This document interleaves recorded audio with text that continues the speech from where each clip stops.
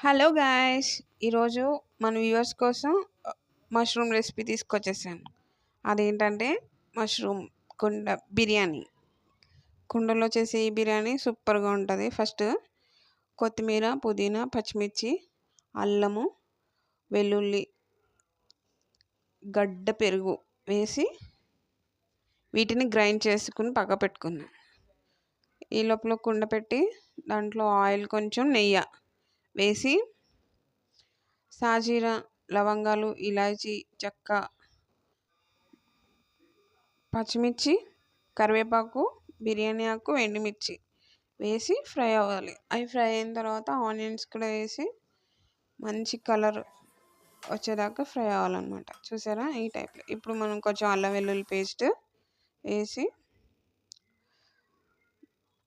వేగనిద్దాం చక్కగా. చూసారా, వేగినాయా? ఇప్పుడు మంచిగా టమాటోస్ వేసి కలిపి చిటికెడు పసుపు వేయాలి. ఇలా కానీ చేశారంటే నేను తిన్నాను కదా, అసలు ఎంత బాగుంటుందంటే అంత బాగుంటుంది. సూపర్ అంటే సూపర్. ఇప్పుడు కొంచెం ఉప్పేసి చక్కగా కలుపుకొని మష్రూమ్స్ కూడా వేసేద్దాం. చూసారా, మష్రూమ్స్ వేసేసి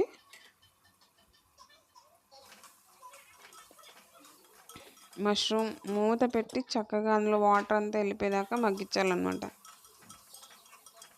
ఇది ఇలా కానీ చేస్తే కొత్తగా నేర్చుకునే వాళ్ళు కూడా బాగా నేర్చుకుంటారు. ఇప్పుడు మనం ముందుగా రెడీ చేసుకున్న పేస్ట్ అందులో వేసి ఇది కూడా మంచిగా పచ్చివాసన అంతా పోయేదాకా వేయించాలి మూత పెట్టి.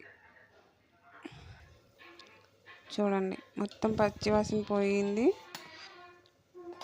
ఇప్పుడు దీంట్లో కారం, కొద్దిగా గరం మసాలా వేసి కలపాలి.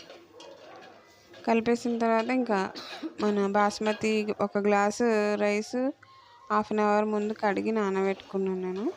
అవి విరిగిపోకుండా అటు ఇటు చక్కగా గట్టిగా కాకుండా అలా పైన పైన కలిపి ఇందాక మిక్సీ పట్టుకున్న మిక్సీ జార్లో వాటర్ పోసుకున్నాను ఒక గ్లాసు. ఆ ఒక గ్లాసు ఇందులో పోసి మళ్ళీ మామూలు నీళ్ళు ఒక గ్లాసు పోసి 15 మినిట్స్ హైలో పెట్టండి. చూసారా, 15 మినిట్స్ తర్వాత ఇలా ఉంది. 10 మినిట్స్ సిమ్లో పెట్టేయాలి. చక్కగా ఉడికిపోతుంది 10 మినిట్స్ తర్వాత. చూసారా, చక్కగా దానికి ఎక్కడ మొక్క ఇరగకుండా రైస్ చాలా బాగా వస్తుంది. అండ్ ఈ టేస్ట్ కానీ చూస్తే ఇంకా అస్సలు వదిలిపెట్టలేరు అనమాట. మా హస్బెండ్ చాలా చాలా ఇష్టంగా తిన్నారు. మీరు కూడా ట్రై చేయండి నాలాగా. ఎప్పుడు మష్రూమ్ కర్రీయే కాకుండా ఇలా బిర్యానీ కూడా చేయండి. సూపర్ అంటే సూపర్ వచ్చింది. Subscribe my channel.